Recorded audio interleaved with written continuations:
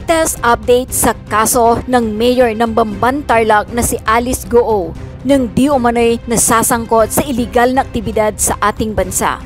Kumbinsido ang Presidential Anti-Organized Crime Commission na nag-backdoor exit si Alice Goo paalis ng Pilipinas at may makapangyarihang taong tumulong sa kanya. Hinala rin ng PAOK, hindi China ang final destination ni Goo. Nandito na sa Pilipinas ang kapatid ng dating Bamban Tarlac Mayor Alice Goo na si Sheila Goo at ang umano'y big boss ng Pugo Hub na si Cassandra Leong na mga pawang pinaghahanap din ng ating otoridad para imbestigahan sa kanilang pagkakasangkot sa mga iligal na aktibidad ng Pugo matapos mahuli ang dalawa sa Indonesia. Pero si Alice Goo nasa Baram, Indonesia pa rin. Ayon sa Presidential Anti-Organized Crime Commission o PAOK, hindi China ang final destination ni Mayora, kundi sa Golden Triangle region sa Southeast Asia. Dahil sa umano'y may business o gambling interest ang pamilya ni Alice Goo sa Cambodia.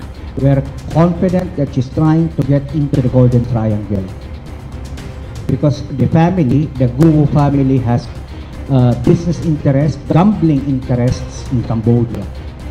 So that would be the safest bet that we have as of this moment.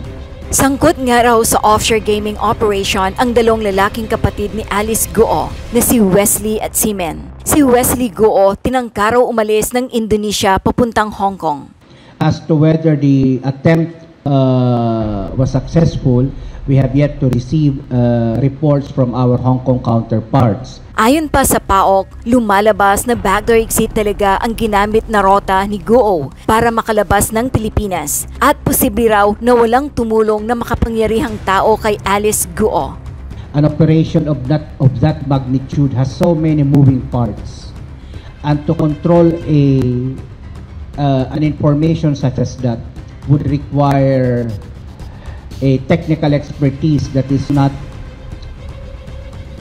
available to just a simple private individual. May mga tinutukoy silang tumulong kay Goo para makalusot sa Baram, Indonesia. There may be a clue even that yung dalawang business partners netong mga Goo at saka ni Cassie Leong, yung Singaporean na si Chang Ji at saka yung Chinese national na may hawak ding St. Kitts and Nevis passport na si Duarin Hu ay meron ding mga business interest dyan sa area na yan. In fact, napag-alaman namin na yung nagbayad ng hotel, nagkasikaso ng hotel, pagbabayad doon sa Harris Hotel Batam Center dyan sa Batam for the Goo siblings at saka para kay Cassie Leong ay yung person of interest natin for Lucky South 99, yung Singaporean national na si Jiang Ji.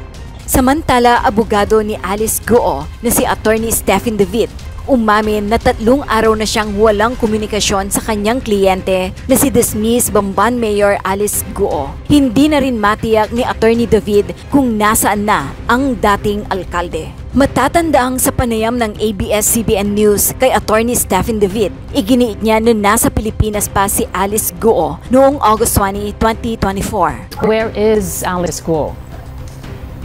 Well, yesterday, early this morning, I was talking with her, and she assured me that she's still within the country. So, ako naman, I have no reason naman not to believe her, considering that, in fact, last week, she appeared before a notary public and executed her sworn statement that she personally appeared before a notary public.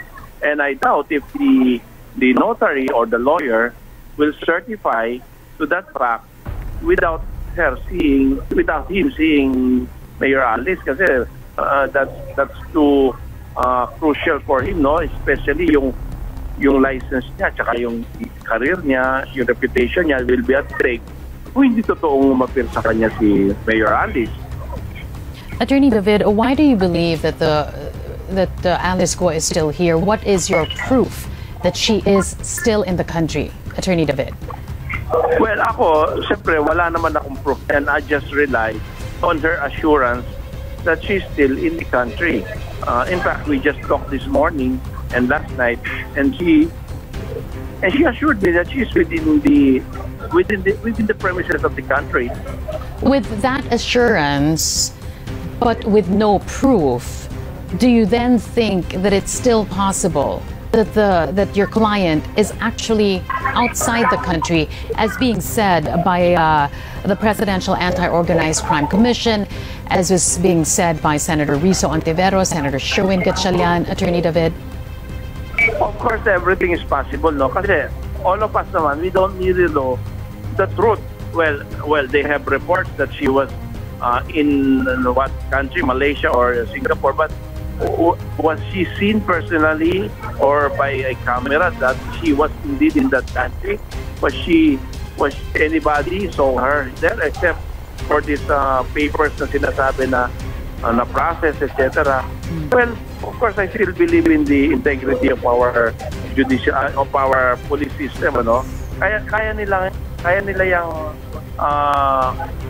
ma-verify. So, In the same way, na kaya nyo rin po ma-verify kung nasaan ang kliyente nyo. You just told us a while ago that you spoke to her this morning. Where exactly is she? Was it via just a phone call? Was it video call? Go ahead. Correct. That's why, that's to say, I believe her, but the public in general doesn't believe her, diba? So, I was telling her, if you are indeed in the country, then this is the best opportunity for you to show that not everything that the government is throwing against you is reliable. In fact, if we can show them a video footage or a photo of you showing the recent newspapers, and you are within the country, that will boost her credibility insofar as the public is concerned. That is what I was trying to inculcate in her. And what did she say? Well, she said she will see to it that she can produce to me this document. Sabi ko, this will be very helpful to you, Sabi ko sa kanya. It would actually serve her interest. It would be to the best of her interest if she comes out now. Because that would, as you said, erode the credibility of the government if the government is not telling the truth. No, I'm not saying that the government is not telling the truth, but probably, mistakes is always possible. So if she can show that she's here, then that will be very advantageous to her. Sir, una po muna, parang meron kayong impression na parang mukhang itinago ng Bureau of Immigration yung information na nakalabas na pala ng bansa itong sila Alice Guo at ilang pa niyang mga kasama na na-issuehan ng warrant of arrest ng Senate. Pero ayon po kay Immigration Commissioner Tansinko, August 15 nung malaman nila yung information, pero hindi daw sila agad naglabas ng statement dahil kinailangan muna nilang i-verify dahil ayaw naman nila na makuryente. Acceptable po ba sa inyo yung ganong katwiran ng immigration, ng Bureau of Immigration? Kasi kung titignan natin yung time element, tinitignan ko lang yung kalendaryo ko. If I'm not mistaken, binigay si Senator Risa, gumawa siya ng privilege speech ng August 18, no? Monday. So, kung tama yung kanyang sinasabi na August 14, yung August 14, 15. 15. August 14, 15. Bakit umabot pa ng 5 araw bago na verify? Sa ngayon, meron na tayong internet, may cellphone na tayo. At itong mga immigration commissioner sa Asia, magkakakilala yan eh. In fact, galing nga sa kanila yung information, no? Galing sa, if I'm not mistaken, galing sa Malaysia yung information. At kung sana, mabilis nilang verify kasi araw-araw na sa media to at araw-araw rin na fina-follow up ng Senado sa Bureau of Immigration yung kung nasaan si Alice Guo. Sana mabilis rin na verify. Isang araw o 2 araw lang na verify at nabigyan na ng abiso ang Senado at ng Pangulo. Kasi even sa pagkaalam ko, parang nalaman din ng ating presidente pagkatapos na ng privilege speech no? Nagkaroon na talaga ng kumbaga buong bansa nagulat at maraming nadismaya. Tsaka na lang sinabi ng Bureau of Immigration na bine-verify nila. Pati yung Pangulo hindi alam kung ano na nangyayari. Kaya nga sabi niya heads would roll, no? So kaya ang punto lang naman natin, kung tama yung sinasabi ni Commissioner, dapat sana ay kaagad niya verify, tinawagan niya yung counterpart niya doon, nag-zoom sila kaagad, pinakita yung pag nag-zoom at ang tawag sa isang araw, kaya namang gawin yan eh. Oo, less than 30 minutes, mabe-verify mo yan, di ba? Correct, kasi this is of national importance and of national shame pag hindi nangyari, kung nakatakas to. Kaya, kung may sense of urgency sila, dapat on the same day nag-zoom na sila at nagkaroon na ng emergency conference, no? So sir, pwedeng palusot na lang ito ni Commissioner Tansingco dahil napupuna nga sila na bakit hindi agad nila naibigay yung merong information na nakalabas na pala ng bansa sina Alice Go. Ang nakakapagtaka, pati si Secretary Remulla ay hindi na abiso kaagad. Yung ating Pangulo hindi rin na abiso kaagad. Mas nalaman pa ng publiko kaysa dito sa dalawang taong to. Nauna na isiwalat sa publiko bago sila na bigyan ng impormasyon. Kaya nga ang kanilang reactions, di ba? Heads would roll. Kaya pareho sinabi nilang ganun. So, nagkakaroon kasi ng duda kung may ganitong delay. Nagkakaroon ng duda ang taong bayan. Nagkakaroon ako ng duda. Bakit na-delay? No? Kasi sa mga ganitong panahon with internet, wala nang dahilan na nadidelay mga ganitong information. Senator, ano bang paliwanag ni partner ni Commissioner Tansingco? Kung tanong una, paano nakalabas? Yan ang misteryo pa hanggang ngayon, Raul. No, hindi natin malaman paano pa nakalabas. Wala pang nakakasagot kung paano nakakalabas. Nag-aeroplano ba? Nag-charter plane ba? Sabi nila, illegal means. So, ibig sabihin, backdoor. So, wala pang nakakaalam kung paano nakalabas. Kaya nga sabi ko, itong mga ahensya naman, may mga intelligence fund. Alam naman nila kung ano yung ginagamit na ruta ng mga human traffickers. Ang pinakamaganda dyan, tanungin nila yung mga assets nila on the ground kung paano nakalabas si Alice Go sa Pilipinas. Sir, yung kanyang abogado, si Attorney Stephen David, ang sabi niya, nakausap niya si Alice Go nitong Thursday, pero hindi daw nila napag-usapan yung whereabouts nitong Alice Go. Do you think so, sir? O bahagi lang talaga ng kanyang trabaho bilang abogado legal ni Alice Go na protektahan nito? Well, matibay talaga ang ebidensya na si Go Huaping, aka Alice Go, ay nasa Indonesia. At ako naniniwala rin dyan sa information na yan dahil nga nahuli si Cassandra at si Sheila Go sa Indonesia. At makikita natin na nung una pa man sabay-sabay sila bumabiyahe, no? Galing sa Malaysia, galing sa Singapore at sa Singapore sa Indonesia. Kaya naniniwala ako na nasa Indonesia si Go Huaping at naniniwala rin ako na it's only a matter of time na mahuhuli siya dahil lumiliit na yung kanyang mundo At ang Indonesian authorities nakakalat na yung kanilang agents at ano na lang yan, oras silang inaantay matter of time, no? Matter of time. Sinabi pa rin po ni Attorney David na umaasa siya na susuko na si Alice Go sooner than expected. Do you think aabot pa sa punto na susuko siya o maaaresto na lang ito ng mga otoridad? Well, immaterial na yan as of this point dahil alam natin na tumakas siya. At alam rin natin na nagtatago siya at yan ay illegal sa mata ng batas. So sumuko man siya o mahuli siya, immaterial na yan. At dapat siyang humarap sa korte. At dapat niyang sagutin yung mga kasong isinampa laban sa kanya. So, Senator, they say, excuse me partner, they say flight is a site of guilt. No? So, can we say at this point in time na with their departure, by whatever means, mayroon ng legal liability itong sila Alice Go et al? At least in the eyes of the public, guilty siya. At in the eyes of the public, siya yung kumbaga ang pinaka may kinalaman dito sa Pogo Hub sa Bamban, at ngayon nako-connect na natin sa Porac. By virtue nung presence ni Cassandra Lee na kasama yung Go family, makikita natin na konektado yung Porac at yung Bamban, no? So at least in the eyes of the public ay guilty siya. Pero lumabas rin yung kaso, pag tumakbo na yung kaso, dyan na magkakaroon ng formal na paghatol na siya talaga ang may kinalaman dito sa Pogo Hub sa Bamban. Sir, better ba na sumuko na si Alice Guo bago yung hearing nyo on Tuesday? Well, mas maganda yun, Selly, dahil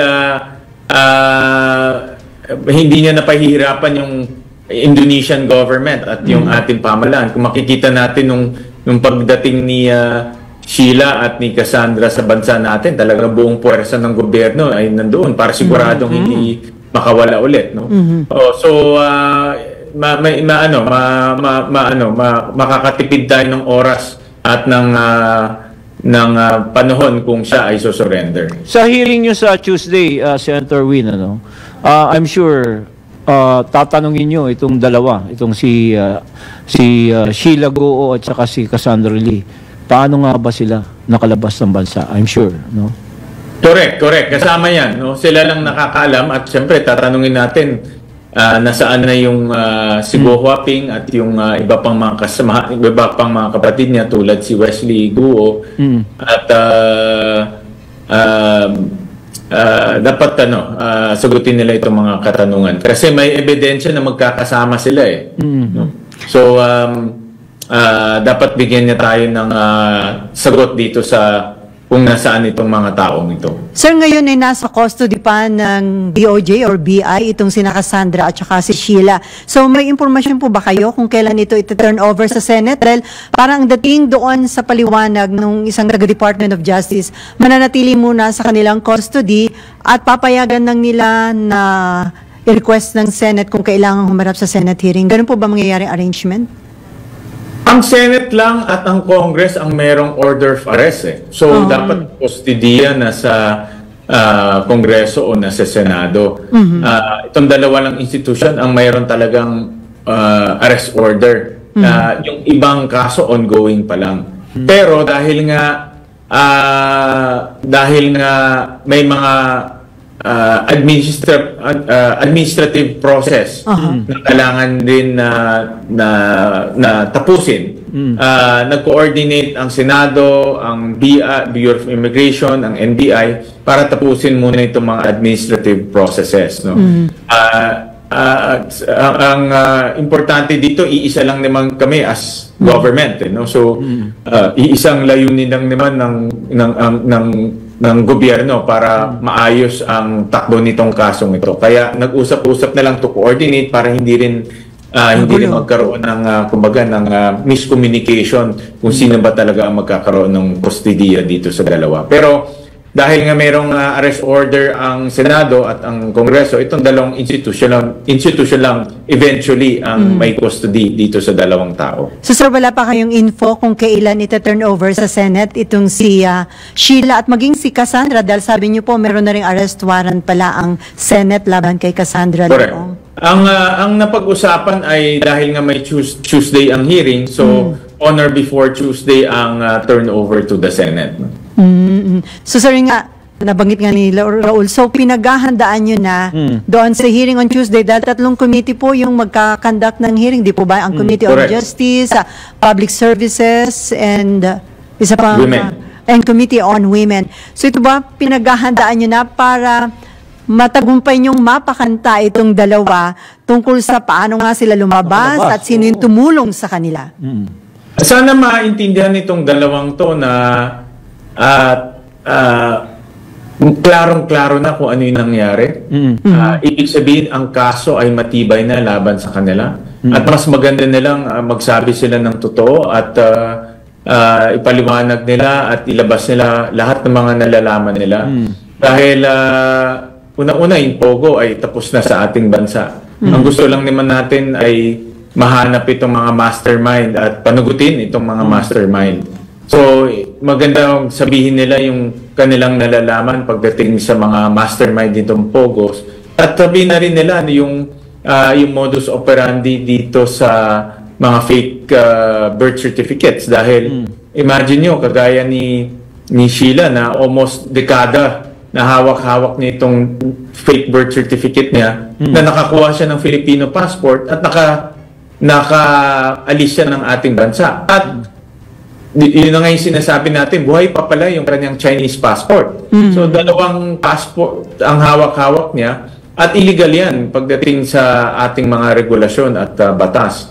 So, kaya hindi malayo yung ibang mga Go family members, dalawa rin yung passport nila no? Hawak nila yung kanilang Chinese passport at mayroon din sila yung kanilang Filipino passport. Hindi pala allowed na katulad sa if you have a US passport at the same time meron ka ring Philippine passport? Hindi naman sila, Raul, kasi dumaan nung dual citizenship process. Okay. No? Ito iba yung ang ginawa nila, pineke yung kanilang birth certificate kaya sila nakakuha ng Filipino passport. Unlike sa mga iba, yung alam ko yung sinasabi mo, Raul, no? Dual citizenship. Sa Amerika yung dual, i-renounce muna nila yung Filipino nila, kukuha sila ng Amerikano, tapos babalik sila sa Pilipinas para kunin yung kanilang dual citizenship.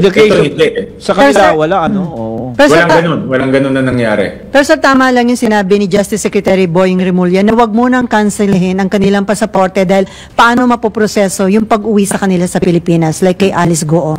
Oo. Yan ang, sa pagkaalam ko, procedural na lang yan. Dahil nga, paano naman siya aalis ng Indonesia pag nahuli siya. I think it's just procedural lang yun. At this point in time, Senator Win Gatchalian, after gathering all the details at you mentioned kanina, medyo mabagal yung investigasyon na sinasagawa ng immigration, pati yung verification. Would you call for the early resignation of Commissioner Tansinko? Premature yan, Raul, dahil dapat natin tignan muna yung facts at imbestigahan ng mabuti at dapat tignan din yung buong angulo and to give them the benefit of the doubt, no? Dahil at the end of the day, enforcement agency sila at kumbaga mas alam nila yung nangyayari on the ground, no? So masyado maaga pa para sabihin yung ganyan. So sir, on Tuesday, you will try your best na mapakanta itong sina Sheila at Cassandra. Hindi lang po sino yung mastermind, kung hindi sino po yung kanilang mga protector? Marami na kasing Sally, kumbaga marami nang naging angulo. Unang-una, paano sila nakalabas? No? Sino tumulong sa kanilang pabas? Yan ba ay may tulong ng mga kawani ng gobyerno? O saan silang dumaan? Kahit na dumaan sila sa likod, sino tumulong sa kanila? Pangalawa, yung kanilang birth certificate. Paano nila nakuha yung illegal na birth certificate nila? Sino yung kausap nila? Meron bang sindikato silang nalalaman? Pangatlo, si Sheila ay corporate secretary ng mga korporasyon ng mga Go. Ang corporate secretary, mataas na opisyalis yan ng isang kumpanya. So, ano ba nalalaman niya dito sa mga kumpanyang ito? At sino yung mga nasa likod ng mga kumpanyang ito? So, ito yung mga ganitong mga tanong ang nakikita naming dapat itanong para makuha natin yung buong larawan, yung buong picture nitong Pogo Hub. At yun na nga, no? Ang objective natin dito ay panugutin yung mga taong nasa likod. Pero sir, meron ba kayong mga natatanggap na mga initial information na gusto nyo na lang na ma-verify tungkol doon sa sino ba yung tumulong, sino yung mastermind, sino yung mga protector? May mga ilan na ho kayong hawak na impormasyon ako dito? Meron, Sally, may mga nagte-text at meron din kaming nakausap. Of course, ito kasi lahat unverified, no? So, mahirap rin, mahirap gamitin. At, pero meron din kaming mga ganyan nakukuha. At ngayon po, may sinasabi ang PAOK na talagang criminal syndicate ang nagpapatakbo doon daw ho sa mga ni-raid na Banban, Tarlac at Porac, Pampanga na mga Pogo. Criminal syndicate. Yeah, sigurado tayo dyan. At ang tanong, kasali ba si Go Huaping at ang kanyang pamilya dyan sa criminal syndicate? Sa akin palagay, kasali siya eh. no? So sindikato to, so ibig sabihin hindi lang isang tao o dalawa, pwede mas maraming tao at tingin ko kasali siya. Dahil kung hindi naman siya kasali, unang-una hindi siya aalis ng ganyan na biglaan magtatago. At pangalawa, makikita natin sa papeles yung kanyang papel, no? Na ginampanan para mabuo to. Kung walang Go Huaping, hindi mabubuo to eh. Ganun kasimple lang, no? So siya talaga ang nagbigay daan para mabuo lahat to. So di ba doon sa initial info, lumabas sila Alice patungo ng Sabah, Malaysia, and then from there pumunta ng Singapore, doon niya minit yung kanyang magulang. So lumalabas ba na Bangko ang sinakyan? Yun ang hindi pa alam. So yun ang hindi alam eh kasi parang doon sa mga reports na nakita ko galing siyang Indonesia, Denpasar. Denpasar is Bali. Denpasar, so ang tanong ngayon, paano siya nakapunta sa Denpasar galing ng Pilipinas? Manila, baka may possibility rin na mas maaga pa siyang umalis, diba? Kasi from Denpasar to Malaysia, it's July 18. Pero hindi natin alam, baka mas maaga pa ang pag-alis niya sa Pilipinas. Dahil yung huling hearing natin, May 22 eh. Nandiyan pa siya eh, nung huling hearing. So from May 22 to July 18, nasaan siya? No? Pero sir, meron bang may info ba na may tumutulong sa kanya from Singapore? Naalala ko, di ba, doon may nahuli ng mga involved sa money laundering. Correct. Di ba? Kasi may malaking sindikatong money laundering sa Singapore at isa actually nakita na natin yung dalawang yun nasa dokumento ng Baufulan. At doon nga sa mga nag-book ng hotel sa Indonesia, sangkot rin dito sa money laundering activity, no? So makikita mo na nagtutulungan sila sa isa't isa eh, no? Hindi lang sila magkanegosyo, tinutulungan nila itong Go family na makatakas. Ganyan talagang operation nitong mga money launderers at transnational criminals, no? Hindi lang sila sa Pilipinas. Kaya nga pag titignan mo tinignan namin isa-isa yung flight details ng Go family, talagang kagaya ng tatay niya, halos every week lumilipad sa iba't ibang parte ng Asia at even China, no? So makikita natin na talagang very active sila dito sa mga ganitong aktibidad. Meron ba kayong Senator Gatchalian, meron kayong pwedeng ipahayag na mensahe kay dating Bamban Mayor Alice Goo? Sumuko na. Para sa akin sumuko na siya dahil na lang to, a matter of time at mahuhuli rin siya. Hindi lang puwersa ng Pilipinas ang naghahabol sa kanya, kundi puwersa na rin ng Indonesia ang naghahabol sa kanya. So mahirap at kahit na lumipat siya sa Malaysia, puwersa rin ng Malaysia ang hahabol sa kanya. So sa ganitong punto, napakahirap na siyang gumalaw, no? At mas maganda pang mag-surrender na siya at sabihin niya ng nalalaman niya. Especially mga tumulong sa kanyang makatakas at mabuo itong Bamban Pogo Hub. So sir, sa tingin niyo, worth it kahit na nagkaroon kayo ng death threats? Kasi kayo nag-umpisa nito na nagsabing si sir, oo. So kayo ang nagbulgar tungkol nga dito kay Alice Goo, involvement niya dito sa illegal Pogo. So worth it sir, dahil sa tingin ninyo mukhang may magandang kahihinatnan, may ma-resolve lahat ng problemang dinulot nila sa ating bansa at mapapanagot yung mga dapat managot. Isali, importante makulong managot, makulong. Nagpapasalamat tayo sa mga enforcement agency sa kanilang raid. Nagpapasalamat tayo sa mga kasamahan natin sa Senado dito sa investigasyon, pero importante may makulong Yun ngayon ang layunin at para sa akin yan talaga ang pinakapunot dulo nitong investigasyon. Pero may bagong nangyari ngayon. Maraming fake news na lumalabas. Laban sa akin, laban kay Senator Risa. Nakita ko yung kanyang post. So meron talagang nag-ooperate, no, dito sa mga taong kumakalaban sa Pogo. At hanggat ngayon ay gumagastos sila. Kanina lang pinadala sa akin ng mga constituents namin from Valenzuela itong mga fake news na kinakalat, no. So ang panawagan ko lang sa mga kababayan natin na wag magpalinlang sa mga fake news na lumalabas dahil yan naman ang ginagamit nila ngayon.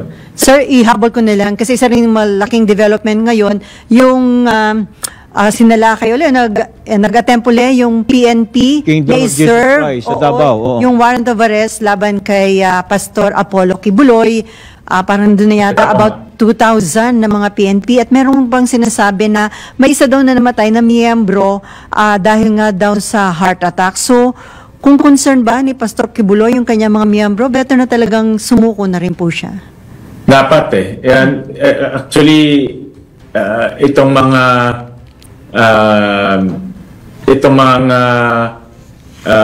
ganitong pangyayari, no? Yung may namatay, may iwasan natin yan kung susunod tayo sa proseso. Proseso ng batas, proseso na sinusunod kahit sino man, mayaman, mahirap, at dapat sundan na lang ang proseso dahil meron naman siyang panahon para ipaglaban yung kanyang sarili sa korte. Una sinasabi niya, wag nang pumunta ng Senado dahil parang wala namang pupuntahan yun o na-prejudge na siya. Pero ito, korte na ito ang nag-issue ng warrant of arrest. Hindi na ito Senado. Formal na korte ito na magkakaroon siya ng pagkakataon na nasagutin yung mga paratang sa kanya at wag nating sumunod na lang sa proseso dahil maraming masasaktan kung ganyan ang mangyayari. At sana wag itong humantong sa pagtaas ng emotion, tension, at magkagulo pa, di ba? Sumuko na lang.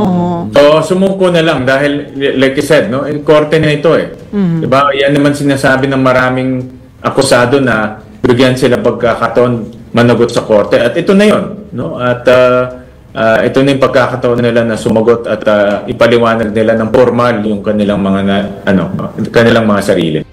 Mag-subscribe at i-click ang notification bell para sa mga susunod na video updates. Maraming salamat po.